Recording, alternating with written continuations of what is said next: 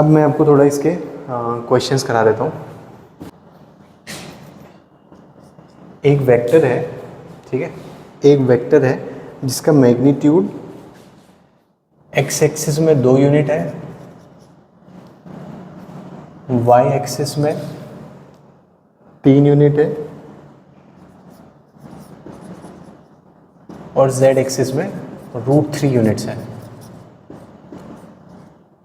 आपको क्या दिया है, एक वेक्टर दिया है जिसका x एक्सिस में 2 यूनिट है, y एक्सिस में 3 यूनिट है और z एक्सिस में √3 यूनिट है, ठीक है। तो आपको इस वेक्टर का मैग्नीट्यूड निकालना है। कैसे निकालेंगे? अगर आपको इसका x अलोंग x इतना है, अलोंग y इतना है और अलोंग z इतना है, यानी कि x इतना है, y इतना है और z इतना है, तो ये आपको चीज़ें दी हैं, तो यूनिट और इसका मैग्नीट्यूड निकालने के लिए आपने क्या करना है, मैग्नीट्यूड हो जाएगा square root of x component का स्क्वायर यानी कि 2 का स्क्वायर, फिर square root of y component का स्क्वायर यानी कि 3 का स्क्वायर और square root of z component का स्क्वायर यानी कि √3 का स्क्वायर। इसको ऐड करते हैं तो क्या बनेगा, 4 + 9 + 3 और ये कितना होता है, √16 यानी कि 4 यूनिट। यानी कि ये वेक्टर कितना लंबा है, 4 यूनिट लंबा है। वो 4 सेंटीमीटर हो सकता है, 4 मिलीमीटर हो सकता है, डिपेंड्स ऑन कि यूनिट क्या है मेजरमेंट की। ओके, समझ में आया? एक्स के अलॉन्ग 2 यूनिट है, वाई के अलॉन्ग 3, जेड के अलॉन्ग इतना, तो आपको इसका मैग्नीट्यूड निकालना था। सिंपल सा है मैग्नीट्यूड का, जो एक्स कंपोनेंट का स्क्वायर प्लस वाई कंपोनेंट का स्क्वायर प्लस जेड कंपोनेंट का स्क्वायर। अब दूसरा क्वेश्चन करते हैं। दूसरा क्वेश्चन है कि एक वेक्टर ए वेक्टर है, ठीक है, जो दिया है आपको i -i प्लस 2j। दूसरा वेक्टर है बी वेक्टर जो दिया है आपको 3i - 2j। ये कैसे वेक्टर है बताओ? दीज आर 2 डायमेंशनल वेक्टर्स, ठीक है। ये कैसे वेक्टर्स हैं? 2 डायमेंशनल वेक्टर्स हैं। तो आपको एक वेक्टर ऐसा है 2 टाइम्स ए vector plus 3 times b vector. तो अगर आपको ये पता है तो आपको इस वेक्टर का क्या निकालना है, मैग्नीट्यूड निकालना है। 2 टाइम्स ए vector plus 3 times b vector. यहाँ पे हम क्या कर रहे हैं, स्केलर मल्टीप्लिकेशन कर रहे हैं। ये जो वेक्टर है ए, इसको हमने एक स्केलर से मल्टीप्लाई करा है जो कि है 2, और ये जो वेक्टर है बी, इसको हमने एक स्केलर से मल्टीप्लाई करा है जो कि है 3। तो अब इसका मैग्नीट्यूड निकालना है, तो कैसे निकालेंगे बताओ? 2 टाइम्स ए वेक्टर कितना हो जाएगा, 2 टाइम्स -i प्लस 2j। ठीक है, आप इसको ट्राई करिए, ठीक है, अपना ट्राई करने के बाद आंसर मैच कर लेना। फिर 3 टाइम्स बी वेक्टर यानी कि 3 times i minus 2 times j। ये कितना होता है, -2i plus 4j plus 9i minus 6j। Basic हम जब अलजेब्रा करते थे x और y के टर्म्स में, तो हम जानते हैं कि जिस जिस के साथ x है उनको हम आपस में ऐड सब्ट्रैक्ट कर सकते हैं, राइट। सेम चीज़ यहाँ लगती है। तो ये -2i और ये और ये, ठीक है, इन दोनों को आपस में हम क्लब कर देंगे। तो ये -2i और 9i क्या बन जाएगा, 7i और -2j। 7i minus 2j। समझ में आई आपको बात? तो ये जो नया वेक्टर है यानी कि 2a vector plus 3b vector, वो क्या है, 7i माइनस 2j। इसका मैग्नीट्यूड आप निकाल सकते हैं आराम से। बेहतर ये होगा कि हम इसको एक बार ऐसे प्लॉट करना सीखें, 7i माइनस 2j। ठीक है, तो 7i यानी कि x में, इसको मैं दोबारा अच्छे से बनाता हूँ, 7i माइनस 2j। ये अपने एक्सेस है, ये अपना पॉजिटिव x है, ये अपना पॉजिटिव y है, ये अपना नेगेटिव y है, ठीक है। 7i यानी कि 7 units in the positive x direction है, माइनस 2j यानी कि 2 units in the minus y direction. तो अपना जो वो आएगा वो कहीं पे इस तरह से दिखेगा हमको, ये, ठीक है। और इसके कोऑर्डिनेट्स क्या होंगे, अगर मैं इसको a मान लूँ तो ये 7, -2 हो जाएगा। ये अपना क्या है, ओरिजिन 0, 0 अपना ये वेक्टर है, तो हमें इसकी लेंथ निकालनी है। सिंपल वही पाइथागोरस थ्योरम, ये 90 डिग्री हो जाएगा। ये अपने को पता है कितना है, 7 है, और ये अपने को पता है कितना है, इतनी जो लेंथ है कितनी है, 2 यूनिट्स। ठीक है, -2 यूनिट्स नहीं लिखोगे, ये समझ में आना चाहिए, क्योंकि हम सिर्फ मैग्नीट्यूड देखते हैं ना ऐसे प्लॉट करते समय, वो साइन एक्सेस के हिसाब से अपने आप आ जाता है। तो अगर यहाँ पर जो पॉइंट है वो -2 ही कहलाएगा। ठीक है, हम सिर्फ यहाँ पे मैग्नीट्यूड प्लॉट करते हैं। Sign is taken care by the sign of the axis. Okay, simple से आप इसका मैग्नीट्यूड निकाल सकते हैं आप। ठीक है, स्क्वायर रूट ऑफ 7 का स्क्वायर प्लस -2 का स्क्वायर। ओके, अब एक अच्छा क्वेश्चन है। अच्छा क्वेश्चन क्यों कह रहा हूँ पता चलेगा, अभी दिमाग लगाना पड़ेगा। और ये मैंने क्यों बताया आपको, ये भी आपको समझ में आएगा अभी कि मैंने ऐसे क्यों प्लॉट करवाया। तो एक वेक्टर है p वेक्टर, एक वेक्टर है p वेक्टर जो है 2i cap plus 3j cap. ठीक है, आपको वेक्टर लिखने हैं ऐसे, ये वेक्टर आपको दिया है और आपको ऐसे वेक्टर्स लिखने हैं सच दैट वो वेक्टर्स इसके बराबर नहीं होने चाहिए। ठीक है, आपको वेक्टर्स लिखने हैं सच दैट जो वेक्टर हो, मान लो q है, तो वो दोनों बराबर नहीं है, बट दोनों का मैग्नीट्यूड जो है वो बराबर है। ध्यान से देखना इस क्वेश्चन को, अच्छा क्वेश्चन है। आपको एक वेक्टर दिया हुआ है, आपको बोला गया है कि आपको कोई वेक्टर्स, मतलब ऐसे वेक्टर्स लिखने हैं, यानी कि q जो आप लिखेंगे वो q कहलाएगा। तो q वेक्टर आपको ऐसा लिखना है कि p और q आपस में बराबर ना हो, बट इन दोनों का मैग्नीट्यूड बराबर हो। समझ में आई? बहुत ही अच्छा क्वेश्चन है, क्योंकि जो वेक्टर क्वांटिटीज है उनमें दो चीज़ें होती हैं, एक होती है मैग्नीट्यूड और एक होता है डायरेक्शन। यहाँ पे ये बोल रहा है कि उनका मैग्नीट्यूड बराबर हो लेकिन वो बराबर ना हो, इसका मतलब उनका आपस में क्या बराबर ना हो, डायरेक्शन सेम ना हो। कोशिश करिए वेक्टर्स लिखने की।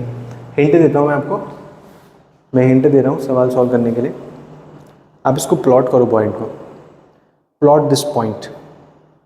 ठीक है, when you plot then you will realise what the question is asking.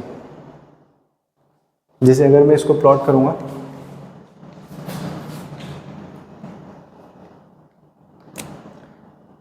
ये जो मेरा मुझे दिया गया है, अगर मैं इसको प्लॉट करूं, ये x है और ये y है, ये नेगेटिव y है और ये नेगेटिव x है। मेरा जो पॉइंट है वो है 2,3, मान लो इधर है। ठीक है, ये जो मेरा पॉइंट है 2,3 यहाँ पे है, और ये वेक्टर है। समझ में आ गया? ये मेरा पॉइंट है। मुझसे पूछ रहा है कि लेंथ तो इतनी ही होनी चाहिए, लेंथ इतनी होनी चाहिए, बट डायरेक्शन ये नहीं होनी चाहिए। समझ में आई बात? हिंट भी दे दिया मैंने अब करने के लिए आप लोगों को। बोल रहा है कि डायरेक्शन ये नहीं होनी चाहिए, डायरेक्शन ये ना हो। समझ में? इस लेंथ के बट इस डायरेक्शन में ना हो। बहुत ही अच्छा सवाल है, अलग अलग तरीके से आप इसको देख सकते हो। तो आपको करना क्या है, आपको इस लेंथ के वेक्टर बनाने जो ऐसे ना जा रहे हो, बस सिंपल। आप कर सकते हैं, क्या कर सकते हैं बताइए? आप एक ऐसा वेक्टर ले सकते हैं इसी लेंथ का हो जो इस डायरेक्शन में जा रहा हो, है कि नहीं? अब मैंने एक ऐसा वेक्टर बना दिया जो इस लेंथ का हो लेकिन जो इस डायरेक्शन में जा रहा हो। तो एक्स एक्सिस की डायरेक्शन में जाने वाला वेक्टर जो इस लेंथ का हो। अरे तो भाई इस वेक्टर की लेंथ तो बताओ पहले, लेंथ यानी कि मैग्नीट्यूड। तो इस वेक्टर का मैग्नीट्यूड क्या है? p क्या है? Root over of 2 square plus 3 square, यानी कि कितना हो जाएगा? 4 प्लस 9 रूट 13 यूनिट्स। ठीक है, तो ये जो वेक्टर है इसका मैग्नीट्यूड कितना है? Root 13 units. तो इस डायरेक्शन में मुझे रूट 13 यूनिट का वेक्टर बताना है, तो क्या हो जाएगा बताओ? एक्स एक्सिस के लॉन्ग, वो सिर्फ एक्स एक्सिस के लॉन्ग है। मैग्नीट्यूड कितना है? Root 13 units. वही तो चाहिए था ना आपको, हमको ऐसा वेक्टर चाहिए जिसकी लेंथ इसके बराबर हो बट इस डायरेक्शन में ना हो। तो मैंने इस डायरेक्शन में ले लिया, इस डायरेक्शन में ले लिया। कितने यूनिट का? रूट 13 यूनिट का। इस डायरेक्शन में वेक्टर है जो रूट 13 यूनिट का है एक्स एक्सिस के अलॉन्ग। तो हमने डायरेक्शन वेक्टर यूज़ करना है कौन सा? आई कैप। तो क्या हो जाएगा? इस वेक्टर को क्या बोल देंगे? एक जो क्यू वेक्टर है अपना वो हो जाएगा रूट 13 आई कैप। रूट 13 आई कैप एक वेक्टर है, यानी कि एक्स एक्सिस के लॉन्ग रूट 13 यूनिट लंबा वेक्टर। समझ में? अच्छा, हम एक और ऐसे भी कर सकते हैं। हमने इतनी ही यूनिट का, इतनी ही लंबाई का वेक्टर एक इस डायरेक्शन में ले लिया। किस डायरेक्शन में लिया? इस डायरेक्शन में। तो सिमेट्री का यूज़ करो। किसका यूज़ करो? सिमेट्री का यूज़ करो। और ये जो पॉइंट्स हैं दोनों, ठीक है, बहुत अच्छा सवाल है। ये जो पॉइंट्स हैं दोनों, ये एक सिधाई में है, ठीक है, they are in a straight line. और सिमेट्री का यूज़ करके हम इस पॉइंट को गैस कर सकते हैं, क्योंकि दोनों का जो एक्स डिस्टेंस है वो तो सेम ही रहेगा। एक्स में कितना है? 2 है, तो ये भी एक्स में सेम रहेगा, वाई में चेंज हो जाएगा। तो ये पॉइंट क्या हो जाएगा? 2, वाई में नेगेटिव हो जाएगा, तो -3। इसकी लेंथ इतनी ही रहेगी, बट ये किस दिशा में है? इस दिशा में है, ऐसे। तो जो दूसरा वेक्टर है वो क्या हो जाएगा? 2i cap -3 j cap. अच्छा, बढ़िया, बहुत बढ़िया। तो क्या और वेक्टर भी हैं? ऐसे बहुत सारे वेक्टर हैं। एक ऐसा वेक्टर लेना ना इस डायरेक्शन में हो, जो किस डायरेक्शन में? नेगेटिव y की डायरेक्शन में हो। कितने यूनिट का हो? कितने यूनिट मैग्नीट्यूड का हो? रूट 13। तो वो क्या लिख दूंगा मैं? एक और क्यू वेक्टर मिल गया, वो कितना हो जाएगा? -√13 j कैप, -√13 j कैप। इसको ऐसे लिखते हैं वैसे, √13 - j कैप, ठीक है। क्यों -j cap? Because negative direction में, बट ये माइनस साइन बाहर आ जाता है तो ये सेम ऐसे हो जाता है। अच्छा, कोई बात नहीं, एक और वेक्टर लिख सकते हैं हम इस डायरेक्शन में। इतनी ही लेंथ का एक वेक्टर जो इस डायरेक्शन में जा रहा हूँ। हमसे क्या बोला है कि आपको ऐसे वेक्टर लिखने हैं जो इसके बराबर ना हो बट मैग्नीट्यूड सेम हो। तो ये क्या हो जाएगा? यहाँ पे भी हम सिमेट्री लगा लेंगे, ठीक है। तो x में उतना ही रखेंगे हम उसको, और y में भी उतना ही रखेंगे, बट क्वाड्रेंट चेंज हो गया। तो यहाँ पे क्या हो जाएगा? -2, -3। तो q वेक्टर हो जाएगा -2i कैप -3 j कैप। तो आपको समझ में आ रहा होगा कि ऐसे बहुत सारे वेक्टर्स पॉसिबल हैं, ऐसे बहुत सारे वेक्टर्स पॉसिबल हैं। इसके बीच में भी तो ले सकते हो एक ऐसा, डायरेक्शन सेम थोड़ी है, ये ऐसे जा रहा है, ये डायरेक्शन और ये डायरेक्शन अलग है, ठीक है। ये ऐसे है, ये ऐसे है। हाँ, अगर ये ऐसे ही निकल रहा होता इसी की डायरेक्शन में, तब हम कह सकते थे। तो there are infinite vectors which are possible. और वो जो सारे वेक्टर्स हैं वो एक सर्किल में लाई करेंगे। ध्यान से देखना इधर, ये एक वेक्टर ये हो जाएगा, एक वेक्टर ये हो जाएगा, एक वेक्टर ये हो जाएगा, और बहुत सारे वेक्टर्स इनके बीच में भी होंगे। तो वो जो सारे वेक्टर्स हैं they are going to lie in a circle. और उस सर्किल का जो रेडियस होगा वो कितना होगा? गेस करो। उस सर्किल का जो रेडियस होगा वो कितना होगा? √13 यूनिट्स, ठीक है। सो ऐसे बहुत सारे वेक्टर्स पॉसिबल हैं। अच्छा, मैंने 4 लिखे हैं, ठीक है, आप और लिख लीजिए, कोई दिक्कत नहीं है। एक वेक्टर इस क्वाड्रेंट में लिख लो, इस क्वाड्रेंट में लिख लो, एक इस एक्सिस के लॉन्ग लिख लो, एक इस एक्सिस के लॉन्ग लिख लो। तो ऐसे बहुत सारे वेक्टर्स पॉसिबल है जिनका क्या बोलते हैं, मैग्नीट्यूड तो √13 यूनिट हो, ठीक है, बट डायरेक्शन में वो इस डायरेक्शन में नहीं होंगे, ठीक है। बहुत अच्छा क्वेश्चन है। और अगला क्वेश्चन हम कर रहे हैं ई वेक्टर्स के रिगार्डिंग। ये बहुत अच्छा क्वेश्चन है। अगर ये समझ में ना आए, मैंने इस अप्रोच से समझाया ताकि समझ में आ जाए। मैंने वो एक एनालिटिकल अप्रोच होती है ना, वो नहीं, मैंने इस अप्रोच से समझाया। समझाया ना, बहुत सारे वेक्टर्स पॉसिबल हैं और वो एक सर्किल में लाई करेंगे जिसका रेडियस कितना होगा? √13 units. It's a very good question.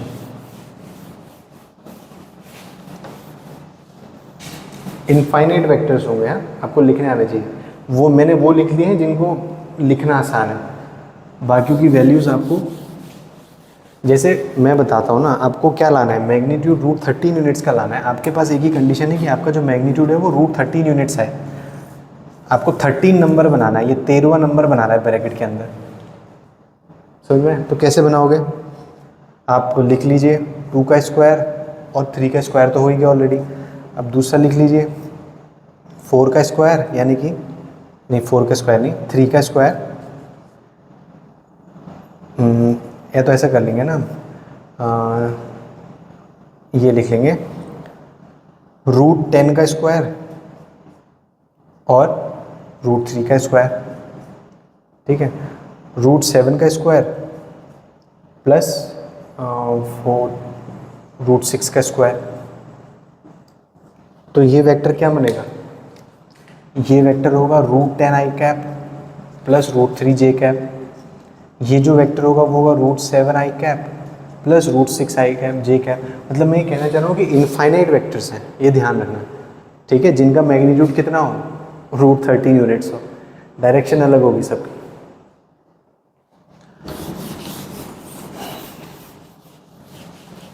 Okay, तो अब अगला क्वेश्चन करते हैं।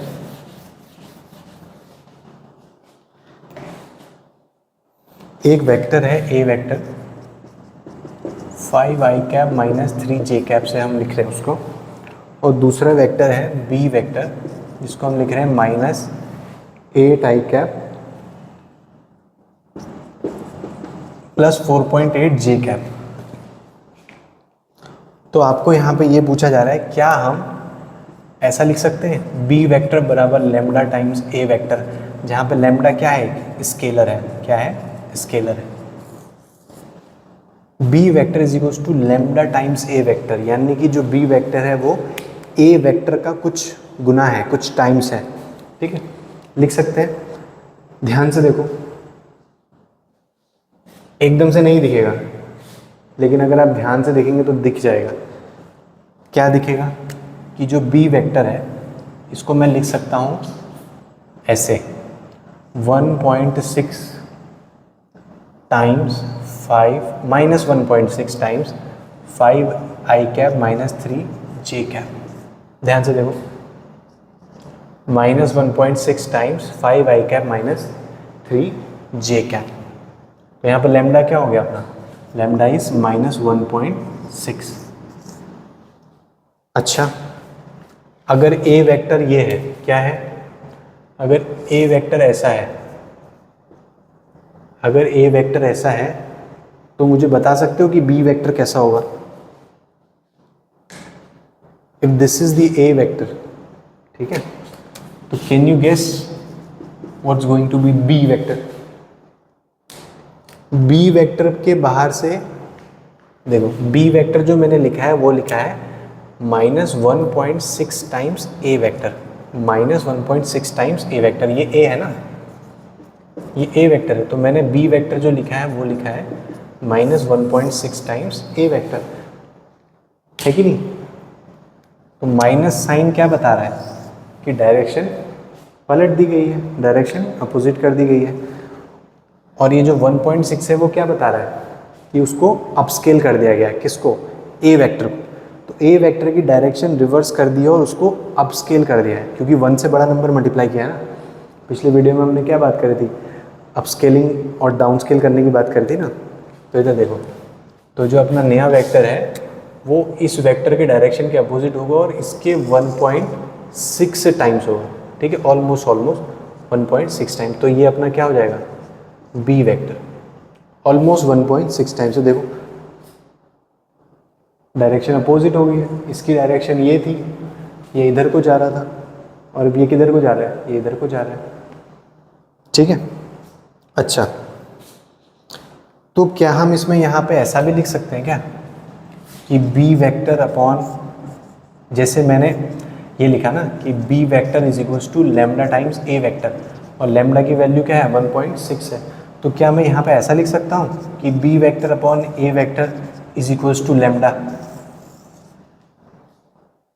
कि जब मैं दोनों वेक्टर्स को डिवाइड करूँ तो मुझे 1.6 मिलेगा। क्या मैं ऐसा लिख सकता हूँ, अच्छा, मतलब बहुत अच्छा, ये चीज़ समझने वाली है ध्यान से। ये कैसी क्वांटिटीज़ हैं? These are vector quantities. आप कह रहे हो कि दो वेक्टर क्वांटिटीज़ को हमने डिवाइड किया तो हमें एक स्केलर मिल गया है।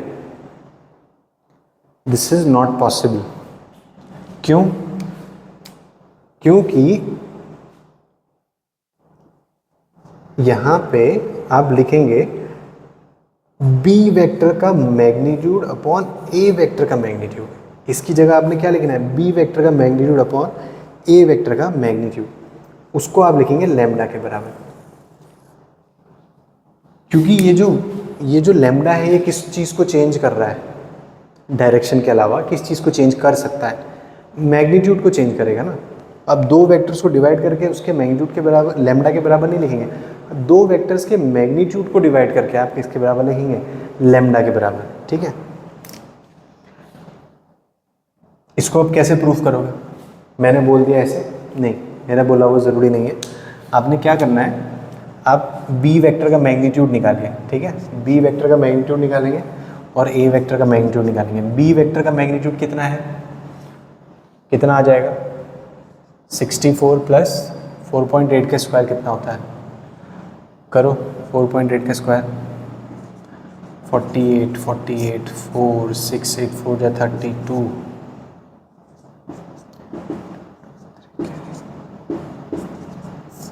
4032304। ठीक है, 23.04 हो जाएगा।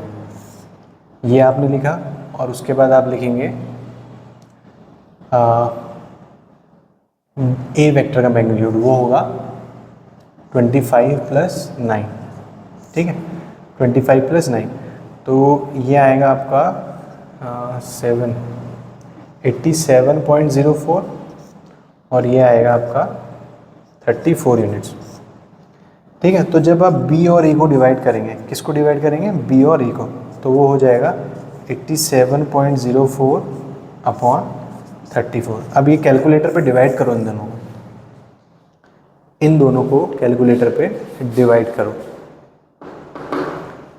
आपको क्या मिलेगा? इन दोनों को डिवाइड करके क्या मिलेगा बताओ? 1.6 मिलेगा। अच्छा, अभी कहोगे कि -1.6 क्यों नहीं आया? नहीं आएगा ना, माइनस साइन का मतलब डायरेक्शन बता रहा है। यहाँ पे हम किससे डील कर रहे हैं? मैग्नीट्यूड से डील कर रहे हैं। मैग्नीट्यूड में हम साइन नहीं काउंट करते। तो आपको क्या मिलेगा? लैम्डा की वैल्यू 1.6 मिलेगी, -1.6 नहीं मिलेगी, ये ध्यान रखना। तो हम ऐसा लिख ही नहीं सकते, समझ में? और हम ऐसा भी नहीं लिख सकते। क्यों? क्योंकि यहाँ साइन नहीं आ पाएगा आपका कभी भी लैम्डा का, क्योंकि लैम्डा तो -1.6 है ना। बहुत अच्छी ये समझने की चीज़ है, आपको ये ध्यान रखना। ठीक है, तो अब हम अगले वीडियो में बात करेंगे वेक्टर्स के कंपोनेंट्स के बारे में। ठीक है, वेक्टर्स के कंपोनेंट्स के बारे में। ये क्वेश्चंस आप एक बार अच्छे से रिवाइज कर लेना जो ये मैंने बताए हैं, because they are very good conceptual questions. ठीक है, चलिए।